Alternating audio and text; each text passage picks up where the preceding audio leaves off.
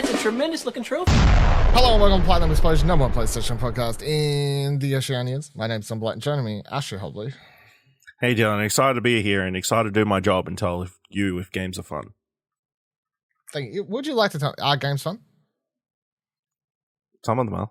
I disagree. Thank you for having a civilized discussion. Actually, that's a good point. Horror games not fun. 0 out of 10. There you go. Yeah. Our game's fun. I think we should just change our review scale. I don't think it should be out of 10. I think it should just be yes and no.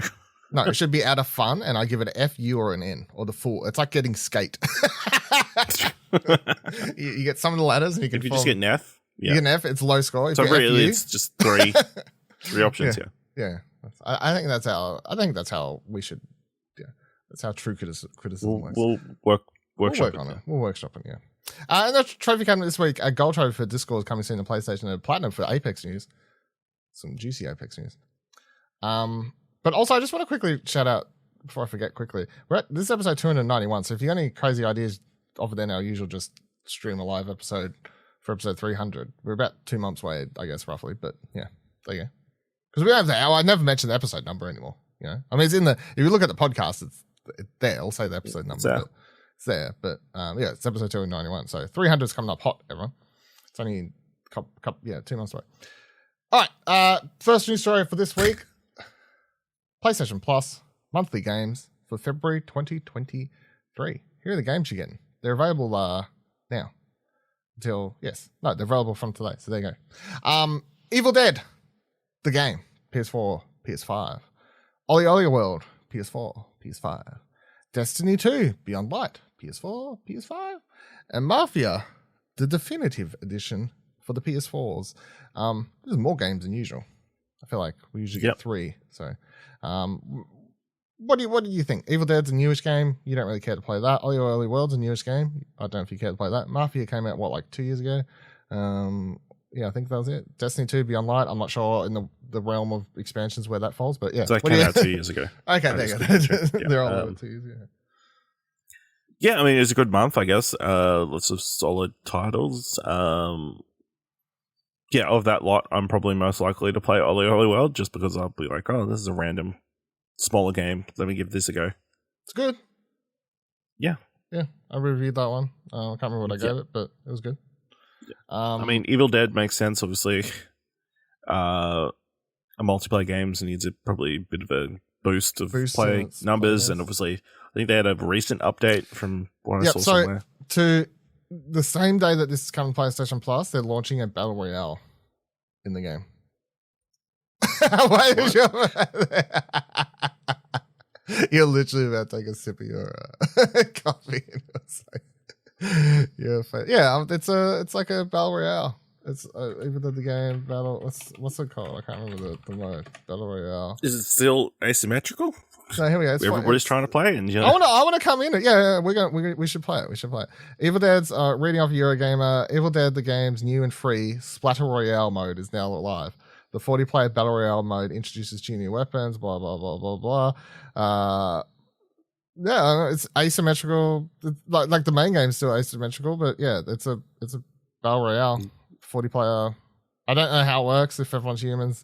Anyway, I want to go before it's dead. Like no one's playing it. So yeah. But Evil Dead the game's pretty fun. Like I streamed it at some stage there. I can't remember. Like last year, whenever it came out. Yeah. It was it's kind of fun when it's working. Obviously, if the player base isn't there, the game's not going to survive. But there's the. Did you ever end up playing as the Deadites? I can't remember.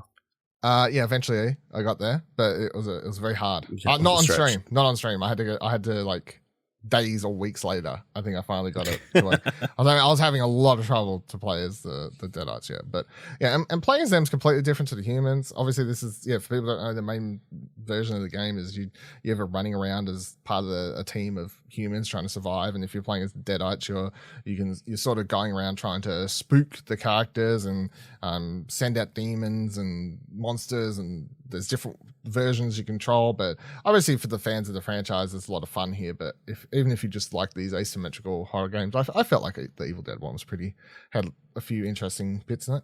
And then OLLIOLLI World's just a very vibrant, fun sequel to the OLLIOLLI games with less reliance on it being super hard. Because that's how I felt about like OLLIOLLI 1 and 2. They were just like really hard and didn't really. I didn't vibe with them a lot, even though I like skateboarding games. Whereas OLLIOLLI World, like, it's not super hard from the get go, and you can sort of just have fun. And then if you want to make it harder, you can chase the challenges and stuff like that. So, yeah, I mean, my pick would be probably OLLIOLLI World. I feel like that's what yours is going to be as well, right? Yep. Yeah.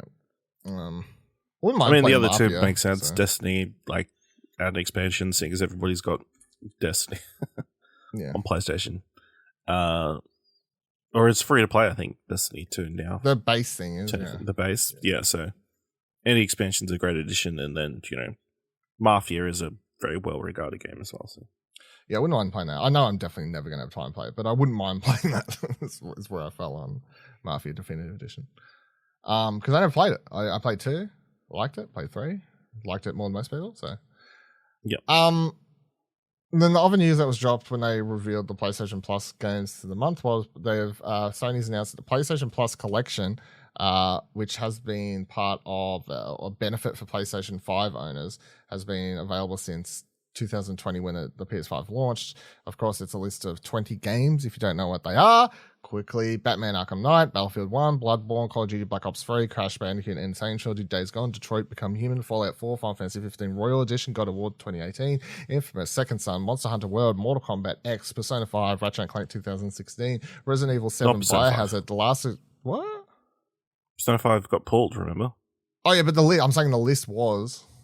these games. Okay. The original list when it launched in 2020 was these games: Ratchet & Clank 2016, Resident Evil 7 Biohazard, Last Guardian, Last of Us Remastered, Uncharted 4, Thieves End, Until Dawn. But yes, Persona was eventually put. But they were the list of games you could have. And if you claim them all when you got your PS5 back in 2020, they're all yours still to own in quotation marks, as long as you're a PlayStation Plus member. The same can be for the ones that remain, because this list is getting pulled from May 9th, 2023. So just make sure, if you haven't yet, go in, claim all those, add them to your library. Yeah, buy a PS5, because that's the annoying thing. You can't do it unless you got a PS5. So yes, yeah, just as a little PSA. Yeah, so go buy a PS5. Apparently, they're more readily available now.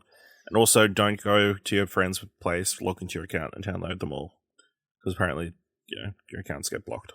Yeah, Sony was cracking down on it. I don't know if they still care as much these days. I don't know how prevalent that is, but that was a thing 2 years ago. That was a thing? Yeah. But yeah, I guess it's disappointing for some people, but, it's been 3 years.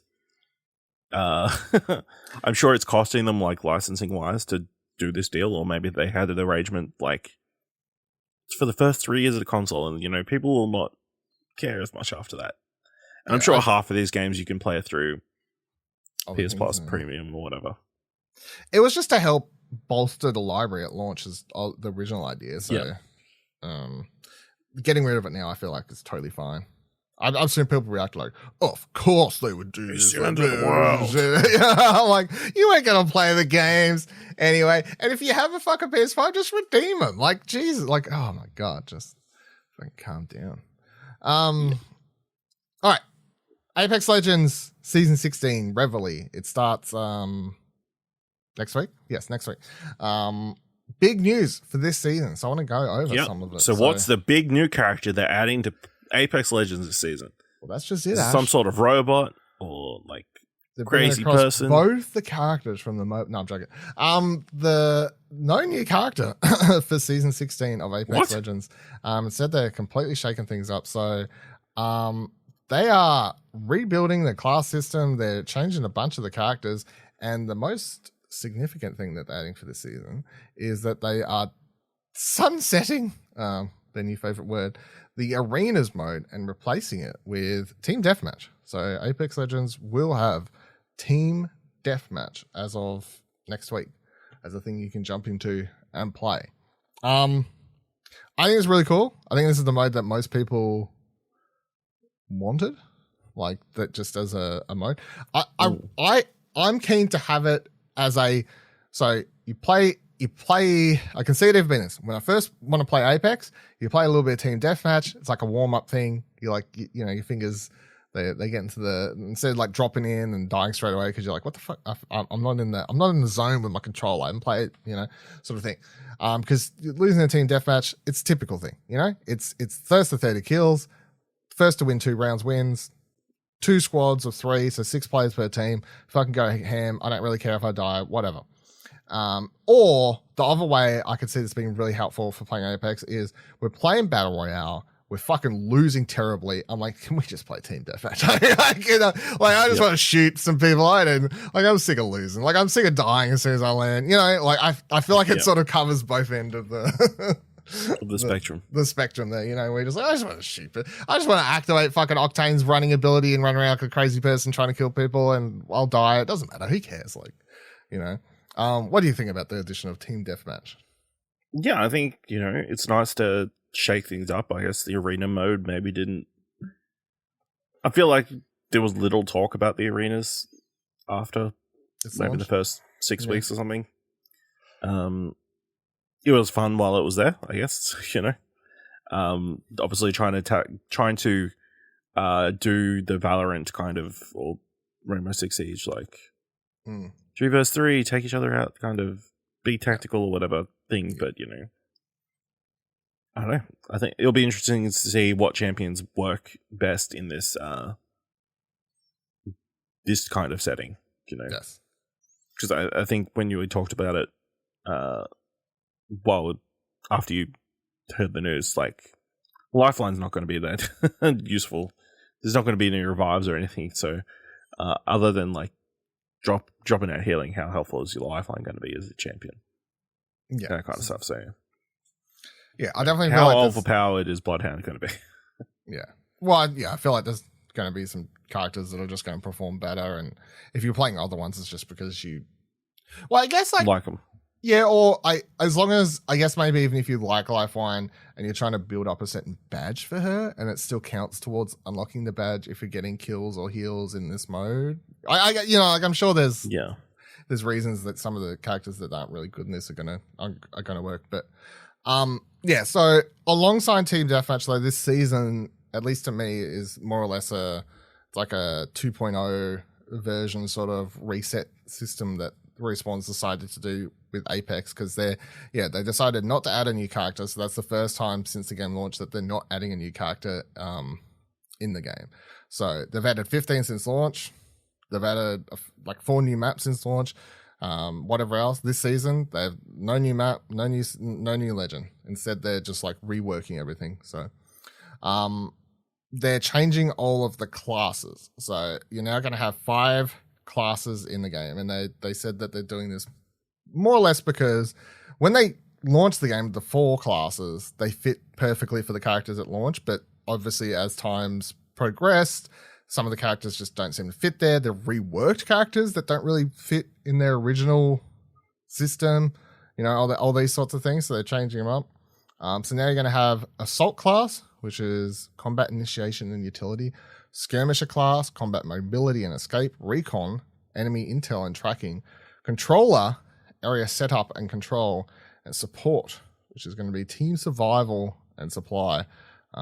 More details on the perks of all of those are going to be revealed closer to season 16's kickoff. But all the characters are also going to be it's easy to assume fucking Lifeline's going to be in the support class, but where's everyone else going to fall exactly? May change, maybe in different spots to where you usually expect them to be. And there's going to be, because there's more classes now, and each of those have different perks than what you used to. That you may have to reevaluate, and I guess that's the reason they said they skipped the legend, because everyone's going to have to relearn the class system, the new perks, all these different things, instead of focusing on learning a particular new legend this season.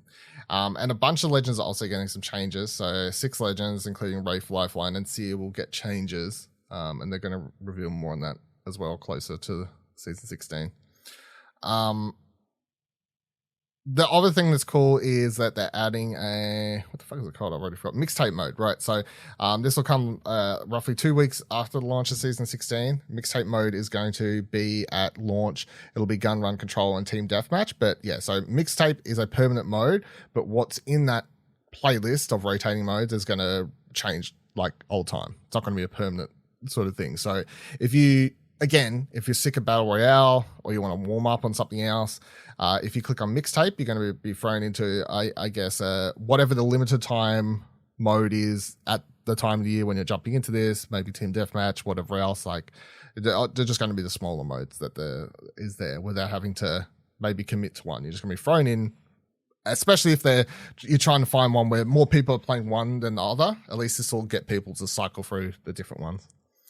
And then the other cool thing that they're adding is for new player onboarding. This is something I don't think a lot of games think about when they're these, free-to-play games of service sort of things. Years after release, you need to go back and sort of update how you go about bringing new players in, because everything's going to be completely outdated. So they're adding like a whole brand new intro video. They're adding these challenges, and the challenges everyone will be able to do as well, including us who have played the game already, to unlock like a special Apex 101 badge sort of thing. But the challenges are built around not only just basics of the game, but also mechanics that players have invented as certain ways to play the game that maybe Respawn themselves didn't initially see, but just something that happens quite often in game, they said. So that'll be a good way for everyone to sort of go through it. But then also the major thing I think is cool that they're changing is that when you first start the game, if you're a new player, you won't be dropped straight into versing other people and dying and having a horrible experience and going, your friend goes, oh, come play Apex, it's really fun. You drop into a game, you die, you're like, I don't understand why you play this, it's fucking shit, I don't want to play anymore, and you leave them. Instead, you got to do a series of induction matches sort of things. So you will be versing bots. You'll have other players in there with you who are new players as well. There's not like 5 or 10 set of these matches. It's either like you have to get in the top 10 a certain amount of times, or until the game deems that you've got a certain amount of enough kills that the game thinks you understand. And then you'll be able to, next time you queue up, you'll be playing with your real people. However, you could still bring your friends in. So if you've got a friend that's played the game for years, they can come play versus the bots with you, so you can still chill and have a good time. So I think this is a really good change, because I do think that's a thing for these types of games where people come in, they die straight away, and they're like, what the fuck?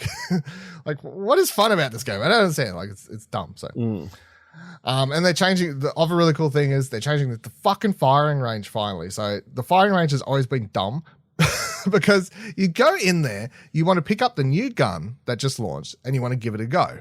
You go pick it up, and you pick up all the ammo, and you go around, you start shooting things, and you're out of ammo. And you got to run back to the starting area to pick up more ammo. It's dumb. I don't know why they ever designed it that way. Anyway, you don't need ammo anymore. So you're going to be able to just pick up a gun, you got infinite ammo, you can actually practice the gun without having to worry about going backwards and forwards to do things. And you'll also be able to adjust how the dummies are moving and all these sorts of things. So if you actually want to test out weapons properly, that's cool. And talking about weapons, it's for the first time in, I feel like, I can't remember how many seasons, but it's been seasons since they've had a new gun, and they're finally adding a new one with this season. So there's one new thing coming with this season. It's called Nemesis. It's an energy assault rifle, 4-round burst gun, but it has a cool mechanism where the more you're firing it, its ramp up ability kicks in, so it reduces the amount of time between each of those 4-round bursts, and if you ramp it up enough, it basically turns into a fully automatic weapon. So interesting gun. But yeah, so that's Apex Legends Season 16 Revelry. I think it's an exciting season to do something where you're just like, no new hero, no new map. We're changing all the classes. We're changing characters. We're introducing Team Deathmatch. Like, this is like sort of a reset sort of season. So I think it's really cool. Exciting time for Apex. Any more thoughts on anything there? No, just go. Yeah, hopefully we play more Apex then. Right. That's right. Fuck, I forgot where I was for a second. PlayStation 5 Beta, officially 7.0, is the thing that people are in. And this Speaking is the one... of playing multi... Talking about playing multi... Yeah, I fucked up I forgot where it was there for a second. I missed a very good opportunity. But DualShockers writes, Sony's began rolling out big system software update for PlayStation 5, although it's still in beta phase. The update includes much anticipated Discord voice chat feature and variable refresh rate support for 1440p output. The beta version will be only available for a limited time of users in US, UK, Canada, Germany, France, and Japan. Blah, blah, blah, blah. While the finally release of this new patch is yet to be announced, unofficial reports suggest it should be arriving at the beginning of March. Those who are invited in the beta will have full access to the new Discord voice chat integration, but will require you to sync your PlayStation and Discord accounts first in order to grant permissions to help the app for monitoring your information and sharing them with your friends.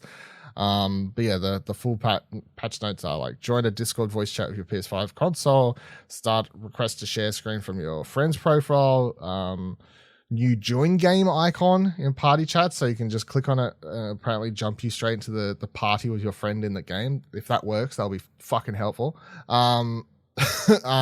New friends who play title in game hubs. You can now see which of your friends have the game, who is currently online, and who's currently playing the game.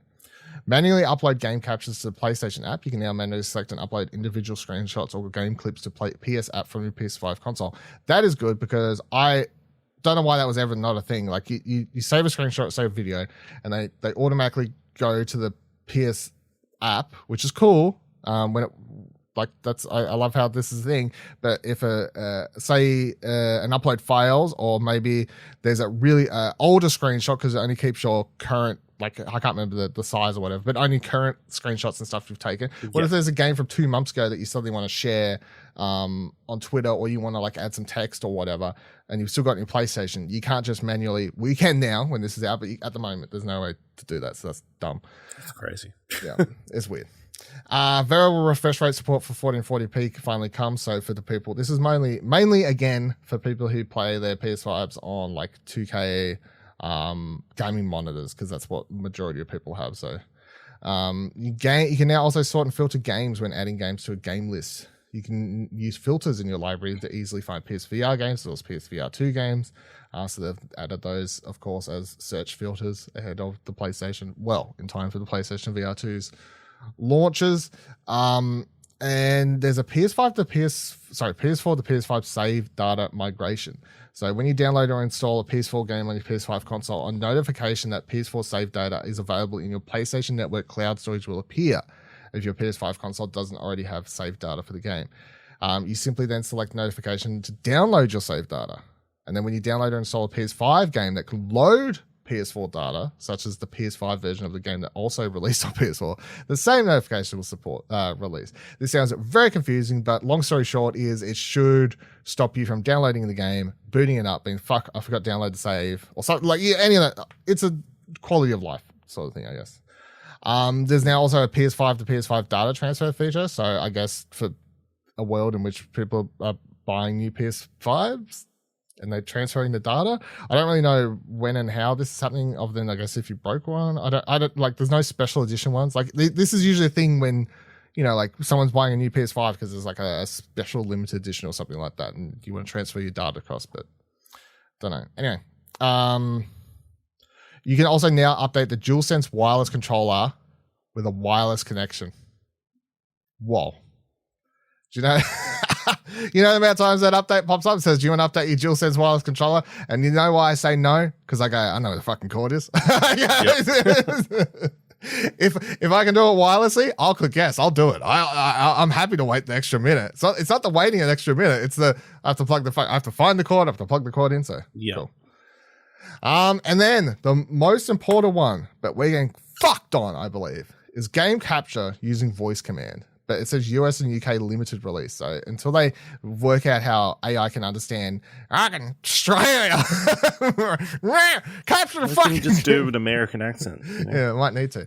But it says voice command now supports using your voice to save clips of your gameplay. So this is everything that we've wanted. So I can say PlayStation save clip cunt, but it won't. But they're not going to let me because I have to say, man, PlayStation, please save clip, or. Oi, PlayStation, save clip. Oi, PlayStation, save clip, mate. Or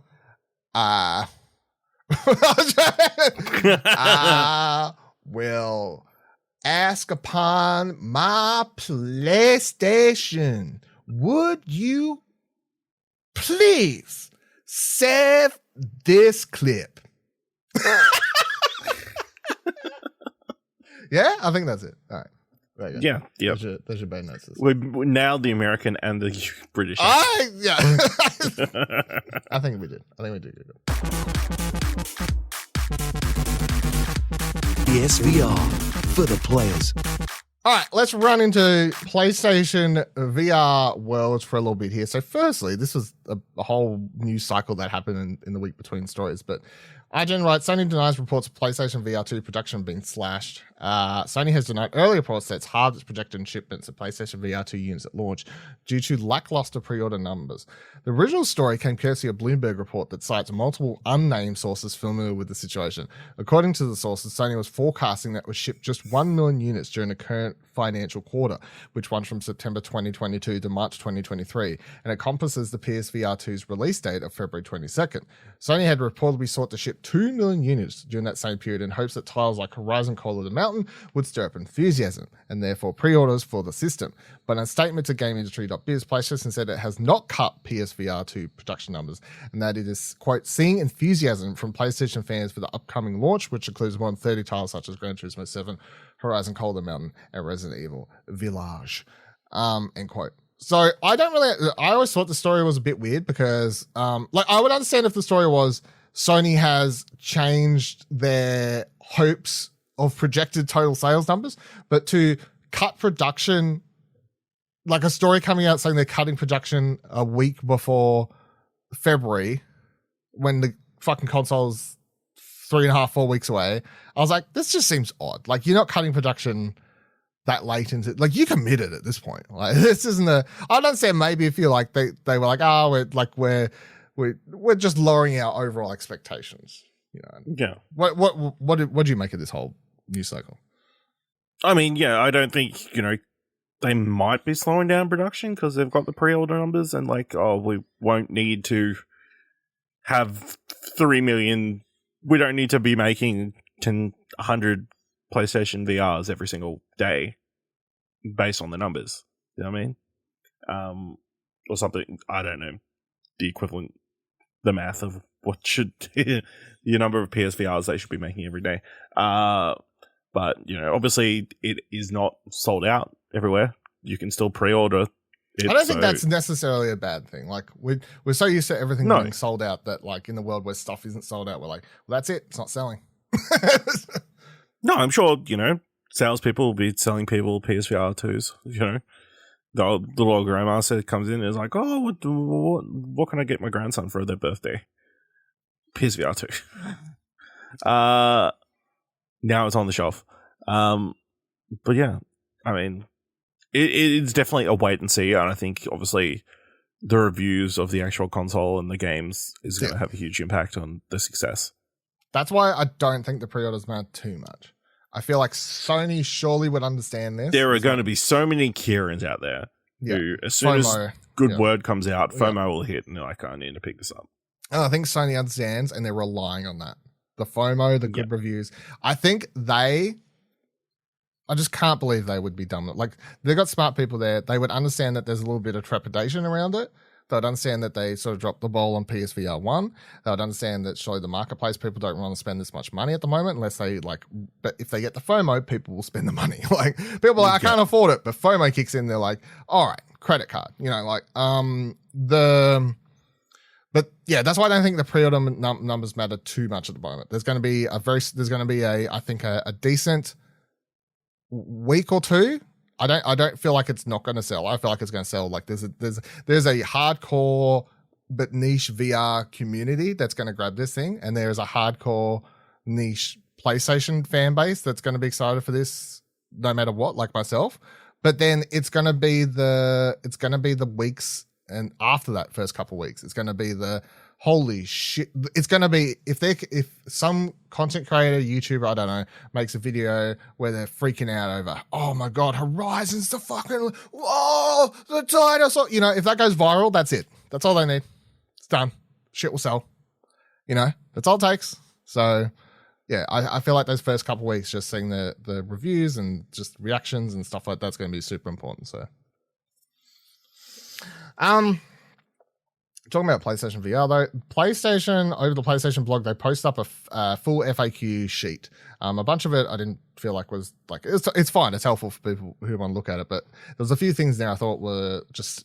I grabbed the stuff that stood out the most to me and I've copied it along here to go over. So they had a how long is included USB-C type cable for the PSVR2 headset.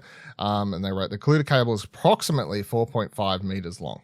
That's pretty fucking good, I feel. 4.5 meters long for USB for the cable. That's pretty long. I feel like that's a good length. So. It's long. It's long enough that you can get fully tangled in it. That's right. Which is what you want. That's the dream. That's the dream. Can I use the PS5 HD camera with PSVR2?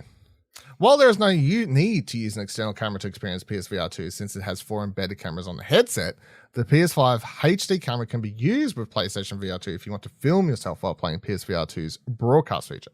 So yes, if you want to, you don't need a camera. That's not the way the PSVR2 works, but because of that, will be able to, they're saying, stream from your PS5 directly to Twitch, YouTube, whatever, all that sort of thing. So that's good, because that was the thing with PSVR broadcasting on PS4 is because it had to use the camera for headset tracking, it couldn't actually use it also for capturing you, like video of yourself and streaming it. So can I wear my glasses inside the headset? This is a key one for us, Ash. Yes, PSVR2 was designed to accommodate players who wear glasses. However, some very wide or unusually shaped glasses may not fit. I don't know what that is, but Dame average is I was like, that's a good point. I was about to say, what is wide? And yeah, but anyway, that adds up. Can I use the PS Move controller with PSVR2 or the PSVR Aim controller? No, only the included PSVR2 Sense controller and DualSense controller or DualSense Edge controller for PS5 are compatible with PSVR2. There will be a compatibility notice for each title so players can check which controller is compatible with a specific game. Can I use PSVR2 Sense controller without the PSVR2 headset? Yes, the PSVR2 Sense controller will work with the PS5 console without the use of a PSVR2 headset. PSVR2 Sense controller can be used in the PS5 user interface and media application. You cannot use the PSVR2 Sense controller for non-PSVR2 supported games. Long story short, you can use it to scroll the menu if you want. So what you're saying is I can't play Elden Ring with the PSVR controller? Correct. That's correct. Currently.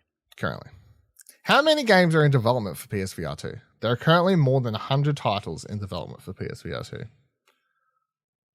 Do I need that is a lot. It's a good number.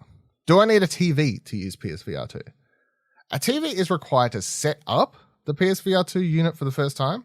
Once you complete the setup, a TV is not required for general PSVR2 gameplay. Can I turn off my TV screen while playing PSVR2? Yes, you can turn off your TV screen while playing PSVR2. There you go. Don't need that bad boy. Just turn the headset on. Off you go. I mean, you can plug it into your PS5, but you're not plugging it into your TV. So. But that does mean you can, and I hope someone will do it, because I'd love to see these weird, wacky videos. Once you set it up at home on the screen, you just take your PS5, sit it in a room. Ideally, you can just plug it straight into a PowerPoint. You don't need to plug the console into a TV. You just put the headset in. Yeah.